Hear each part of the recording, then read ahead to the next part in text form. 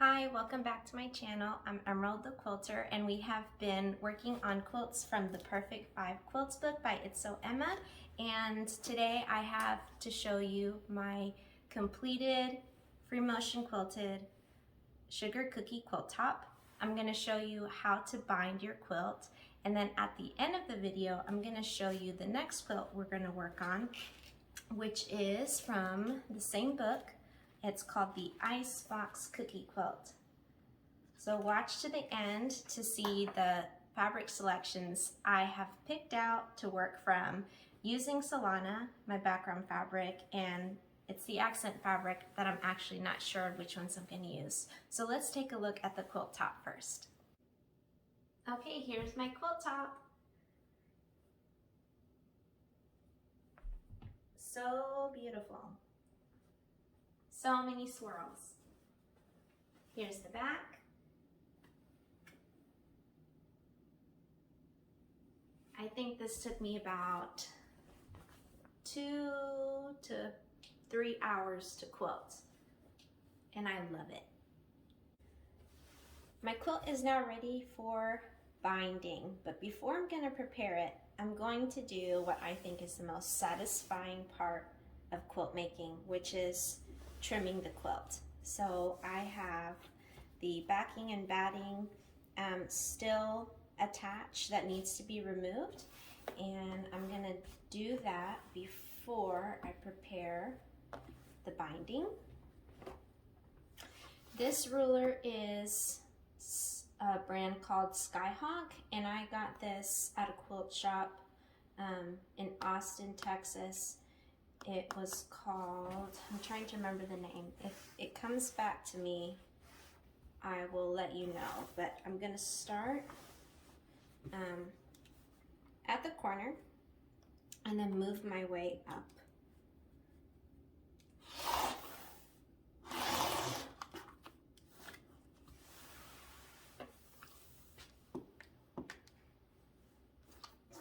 And I just lightly tug to make sure that it's flat, and I'm not really too worried about cutting any excess background fabric off, because for the most part it lines up pretty well. See, that's what I cut off, but the rest of it, there was barely anything, and that's pretty good.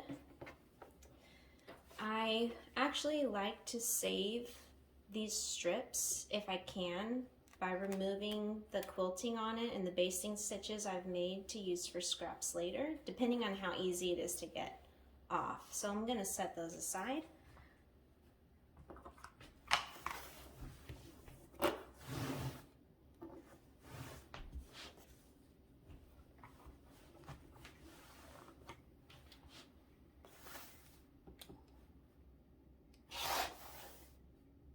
I love squaring up quilts. It feels like such a big accomplishment.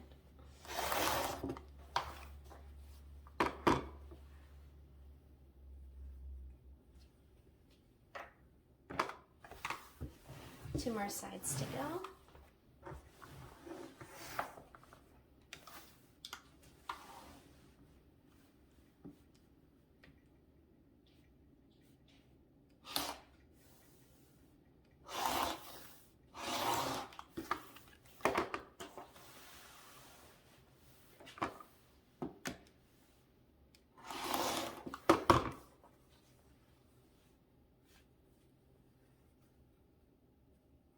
And that's a really fun selvage.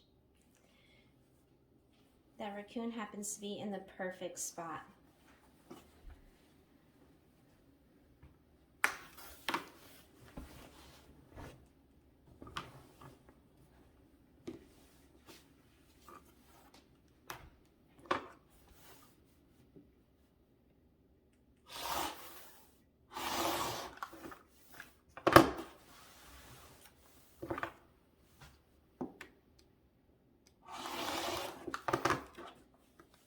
Yay! It's all squared up. I don't pay too much attention if my corners align. I mean, I was going pretty quickly and it lines up almost pretty much 100%. In the middle, I think, is where I noticed where there had been some pulling of the background fabric and maybe the backing, but let's check this one. That one's fine too. So I can see here along this way, it's a little off, but I'm not going to chop it off because I spent a lot of time or just care making sure that all of my strips were precisely cut. And so by cutting it away, I'm going to reduce this strip that I had cut to a smaller width, and I don't want to do that. Plus, if I wash it, it'll actually take care of itself, and that's fine. So now I'm going to get this aside and get the backing, the binding fabric out.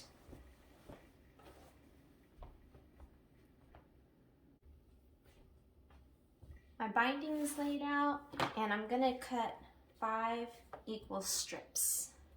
And I did remember the name of that quilt shop in Austin, Texas that I got this large ruler from. It was called So Much More. But I'm pretty sure you could also buy this ruler or a ruler like this at any quilt shop or on Amazon, which is one of my favorite stores anyways. So I'm going to make sure that it lines up here and start cutting away my 5 equal strips.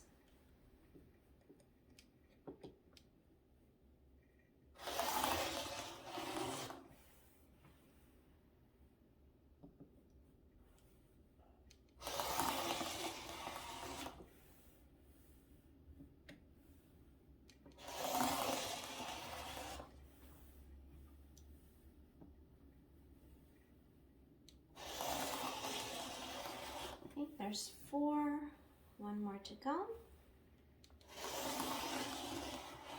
And I have 5.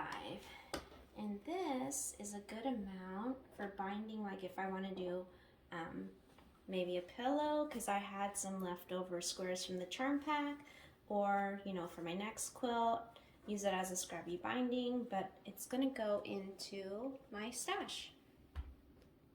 And I am going to cut these salvages off right now before I forget. Okay, so now it's time to take these strips to the sewing machine and sew them on the diagonal. So I'll show you how to do that at the machine.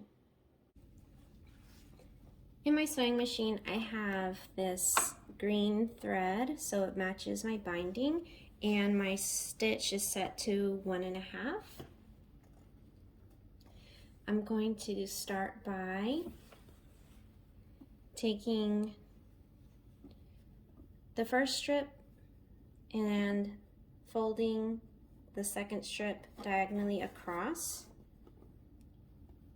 laying it flat, and then I'm going to follow the folded line as I stitch.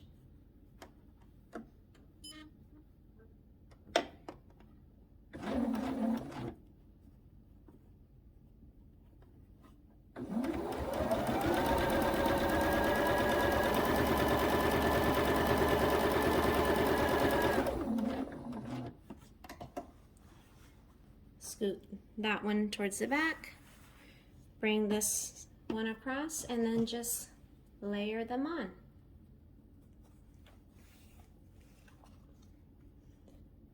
Repeat the same steps.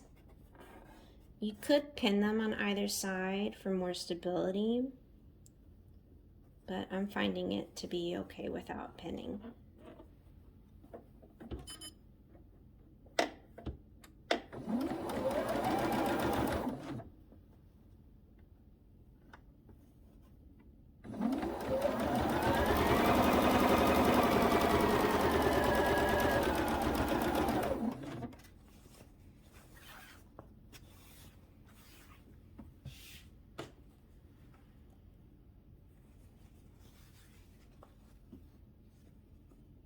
So far that's 3 binding strips, and we have a visitor. My cat Hobbs is in the sewing room. You may hear him meow or purr.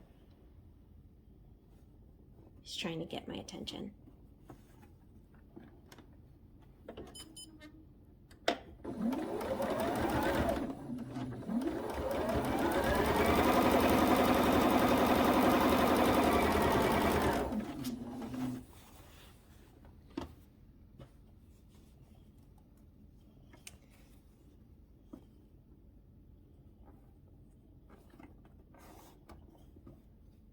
One more time, and then we can cut these triangles off.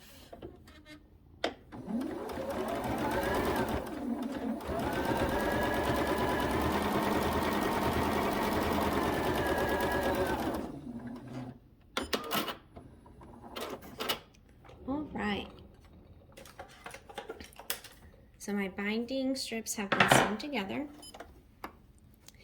I'm going to take my scissors and eyeball 1/4 inch seam, maybe a little bit larger, more like 3/8.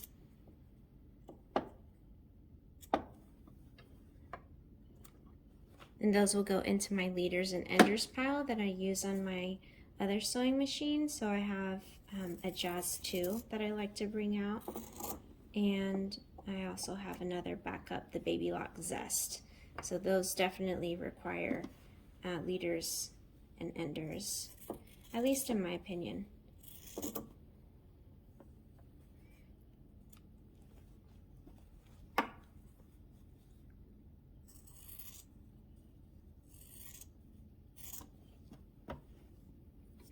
And the next step in making your binding is taking this to the iron and pressing your seam to one side, folding it in half, and then ironing it flat. So I'm gonna take this to the iron right now, and then I will meet you back here at the sewing machine with my quilt top and ready to go binding.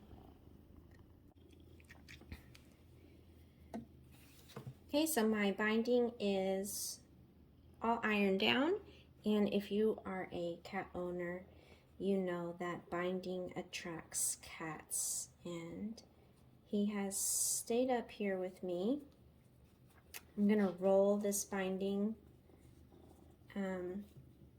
because when I'm done with the binding, I have a storage bin to keep unused binding, and in some of my quilts I put the excess binding, leftover binding from previous projects together to make a scrappy binding, and it's so convenient to have binding pieces already prepared.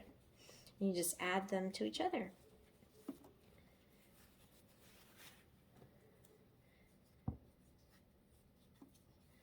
So then roll this up, roll this up. My machine is going to stay on the 1/4 inch foot. I'm not going to change that, but I am going to use a different placement on the foot. So normally where you are here at the edge, here, instead when I attach my binding, I'm going to sew on this outer edge because I like my binding to be more snug.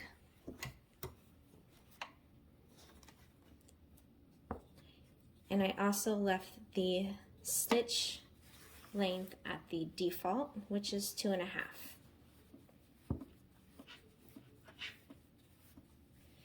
Rolling up your binding also keeps it from getting all over the floor or being attacked by your cat.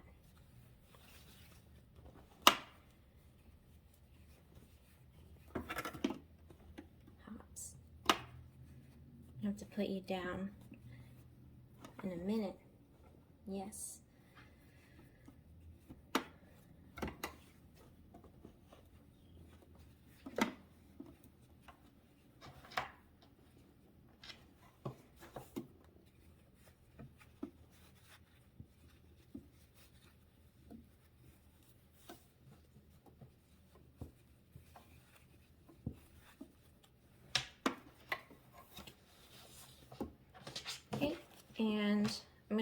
tail so I can get started, but I'm going to pin this right in here. And that's ready. So, excuse me, Hobbs. And say hello. Hello.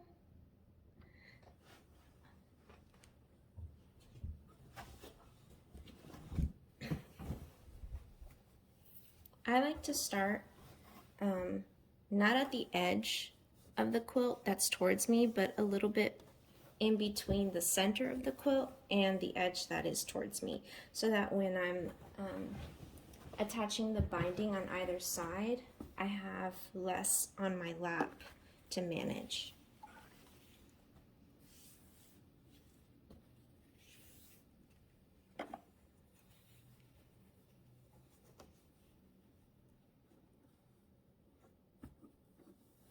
So I leave several inches, about maybe between 6 and 10 inches. And like I said, I am aligning the fabric, the quilt, to the outer edge of this foot.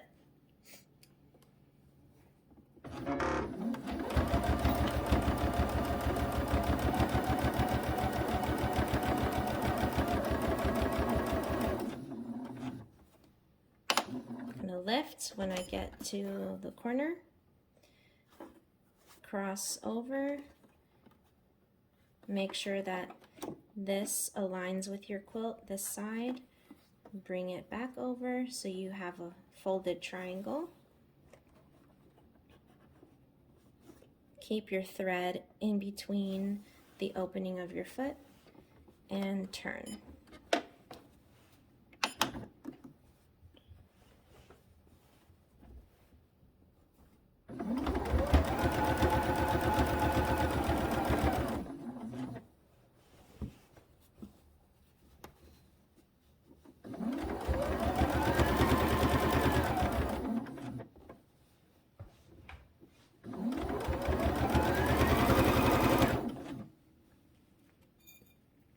And I find it helpful, I didn't get these out, but I'm getting them out now, because all the weight of your quilt, even though this is a little quilt, is off to your left. I find it helpful to have one free motion quilting glove on to get a better grip of the quilt. Now I can go a little faster.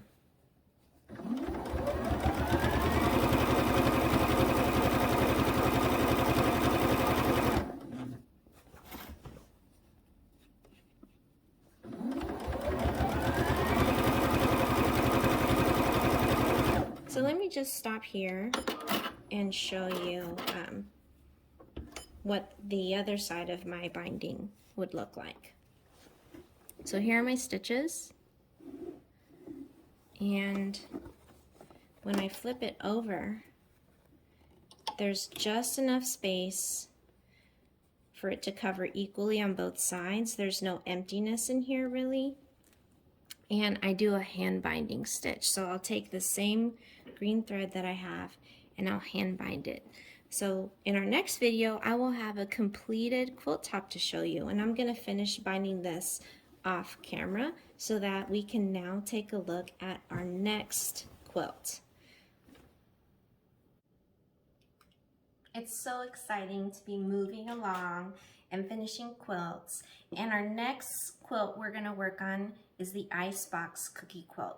And you see these brown squares in the diagram, those represent the accent fabric. So here's my Solana. This is my background fabric, which I had purchased at the time when this came out. I think it was maybe a year, year and a half, 2 years ago. And I had coincidentally just purchased about 2 yards of this, which has the seeds on it. So it's a white on white. And this is just enough for the Icebox Cookie Quilt because it requires 1 7/8 yards of background fabric. And here is where I am with the accent fabric. First I thought this brown would be good because in the main prints, the outline of the sunflowers are brown, and it looks like an almost exact match. And it looks great with all of them. But then I kept looking and I found this dark one. I thought, oh, that's a nice deep green, and it's not a solid like this one is. And I thought, well, that still looks good. It's, you know, nature, green works. But then I found this leftover fabric, and it's, I don't know if it's gonna be enough, and it's not even cut like you typically would. So here's where the cut is, but then I have two selvages alongside one another and a partial, what used to be a fat quarter. And I thought, oh, this is really grainy. And the grainy look, I thought, was just pretty with all the colors. And it's slightly different than the greens that are in the collection, but just close enough to give it some texture. So let's look at those blues and how they go. Here's that pretty panel. Here's some blues. So,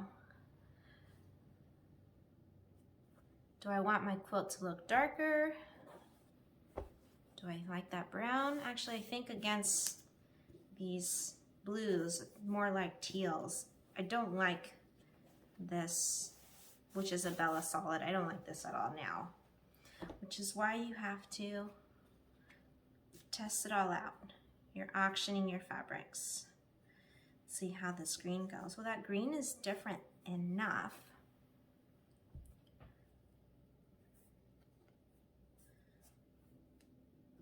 It's different enough, or is it?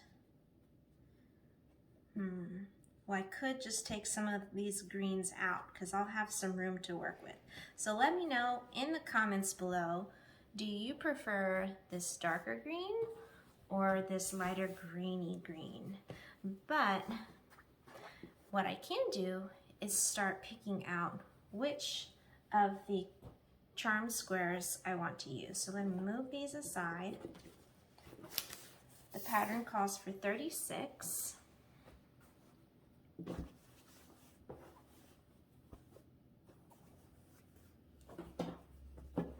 And I'm just gonna start pulling. So I know I have to have all of the blues. That's one. And set aside the whites for now, or anything that appears to have too much white. Yellow, there's another yellow. And I'm gonna make 6 groups of 6. Not sure about the green, so I'm gonna set it aside. The panel is a must. This one, not so sure. This has ladybugs on it, so there's some contrast. That also has contrast to it. Maybe. Love these ladybugs. I'm gonna keep all the ladybugs. So that's 1, 2, 3, 4. 1, 2, 3, 4, 5, 6. Scoot this one over. Here's another pile of blue. Here are 2 sets of background fabrics that I know I can set aside. I think I have to have the sunflowers. And of course this one. 3, 4, 5, 6, and some corals. I get to make a stack for coral. 1, 2, 3, 4, 5. And the coral kind of turns into orange, 6. And then there's 2 of these left. So I know I'll use those. Let's see what other colors we have. We have green. Here's the teal. Got to keep all of those. So 3, 4, 5, 6. 1, 2, 3, 4, 5, 6. Complete, complete, complete. 1, 2, 3, 4, 5, 6. That's complete. So looking at this white section here, I think that one will be fine. 4. Here's the panel. 5. Another panel. 6. And then I can have 6 more, and I'm just going to lay those across. So I have, let's see, a sunflower, a plain Thatchet orange, more panels. I have to have the panels, all the panels. Deeper teal, and then let's see, 1, 2, 3, 4, 5, 6. So I think I'm going to take this one out, and I'm going to leave these in. So there are my 36 charm squares that I'm going to use, and I will set these aside with the ones from the previous project. Picking out fabric is so much fun, isn't it? So I hope you enjoyed this video. We got a lot done today. We added binding to the quilt. I'm gonna have that finished for you and hand bind it by our next video. And I hope this gives you time to purchase any fabrics that you need for the Icebox Cookie Quilt. So I've laid mine out, I have mine, just let me know. Do you like the light grainy green or the deep dark green? And I will see you next time. Thank you.